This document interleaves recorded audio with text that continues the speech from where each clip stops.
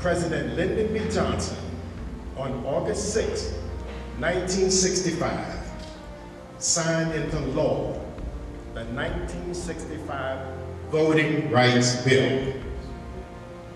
Now, I call that speaking truth to power.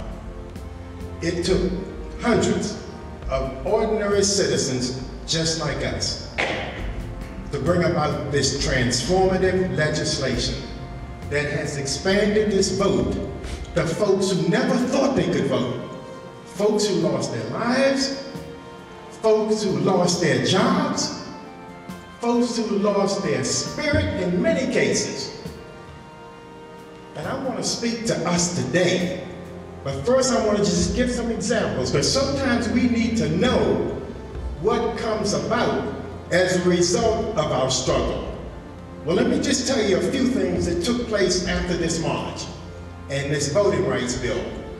In 1967, in 3 urban cities of this country, we had 3 mayors elected to lead these cities for the first time. Carl Stokes of Cleveland, Ohio, Richard Hatcher, Gary, Indiana, and Kenneth Gibson of Newark, New Jersey. Then, in 1989, Governor Douglas Wilder became the first African-American governor at the state of Virginia. Carol Moseley Brown, in 1992, became the first senator, female senator, since Reconstruction. Then we saw in 71, I'm dropping back a bit, the Congressional Black Caucus formed. That was because of voting, the expansion of right to vote.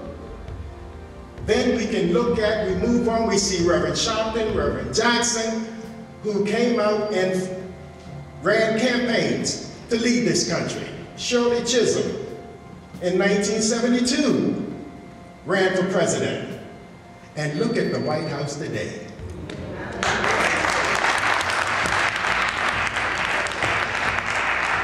I'm not going to be long, but in the midst of all of these wonderful things that happened, we had a group of Americans who still were not satisfied seeing this basic democratic right exercised by all Americans. You can call them patriots, as they call themselves. Sometimes they call themselves the real Americans. Have you heard that? Yes. But that has nothing to do with being inclusive and bringing this special right to all citizens. In November of 2010, I'm bringing it up to date now, approximately 20 million citizens who voted in 2008 decided for some reason that things were great, stayed away from the polls. As a result of that, partly, Congress saw 82 Tea Party folks come into the House of Representatives. And not only that, but several state houses were now led by Republicans. Yeah. And let's see how that affects us now real quickly. We're approaching a historic election in November. Yeah. And what's happening in many of our states, because they're run by conservative, right-wing, racist governors. They have said, we're going to do everything we can to turn this struggle back. That's right. Beyond 1965, with the whole issue of voter suppression.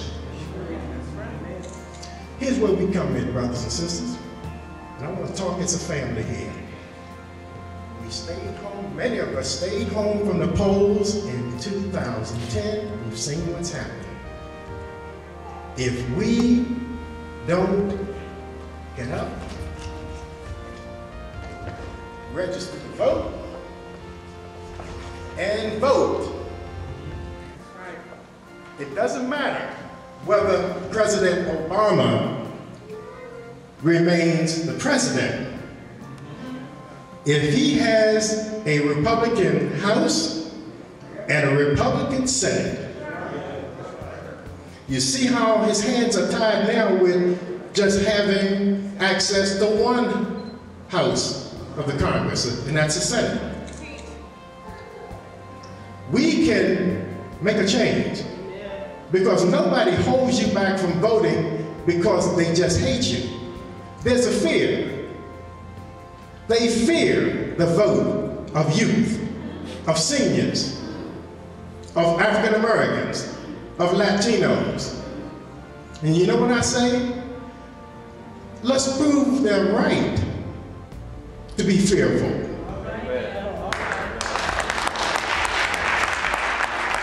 And we do that by getting to the polls, educating ourselves on who these candidates are, and bring others to the polls. Get our young people involved with this political system, because many of us are going off the scene, and we have to leave something for them and have things better for them. I'm going to stop now, but the Social Justice Ministry are going to be speaking about these issues as we move further in this year. And I don't know, Covenant Baptist Church is on board. And we will take this outside of the church, outside of the walls of the church, and reach as many Americans as we can. I thank you for your time, and the battle has just begun. Thank you.